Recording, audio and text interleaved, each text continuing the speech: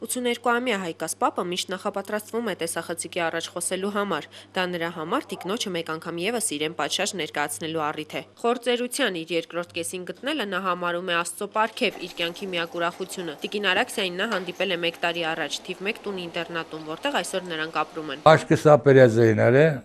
օրեգան 3 անգամ պետք է դեղ քսեին։ Ում ասում է չեմ, ես ընկերուն պատահավ ասի, ասի քուրոջան, մի բան խնդրեմ էլի։ Հարի աշկս դեղ կատացել էլի։ Ես մարդ նկա տեսա, որ ամենը միամիս կատացնում են էլի։ Ասես լավ ազնվորություն էլի, քանի դասավոր եմ սրան։ Կարամ քանդրեմ։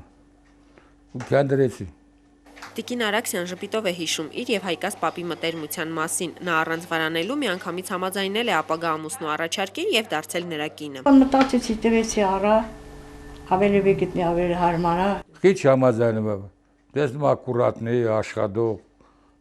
ամեն ինչը տեղը։ Բազմաթիվ զրկանքներ ու դժվարություններ տեսած այս տարեցներն այսօր թեև կարոտում են իրենց երեխաներին եւ թոռներին, սակայն չեն դժգոհում, չեն ցանկանում խոսել նաեւ տուն ինտերնատում իրենց հայտնվելու պատճառների մասին։ Ասում է ուրին ու բարդին ամեն մարդ իրա դարդին, ամեն մարդ իրա տեղն ունի, մենք էլ ստե իրա մեր տեղն ունենք։ Ես իրենց նեղություն չեմ տալու։ Ոչ մեկն է դու ոչ առողջ կենան իրանց ընտանիքից ապագասել են, ինձ ոչ բանել պետք չի ալջան։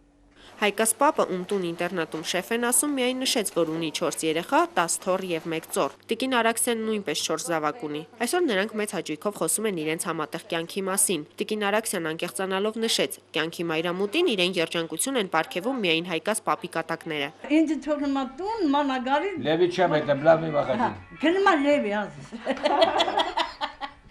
Թեև հարսանեկան արարողության ժամանակ Տիկին Արաքսիան սպիտակ զգեստ չի հագել, սակայն Հայկաս Պապը նրան մի գեղեցիկ ոսկյա մատանի է նվիրել։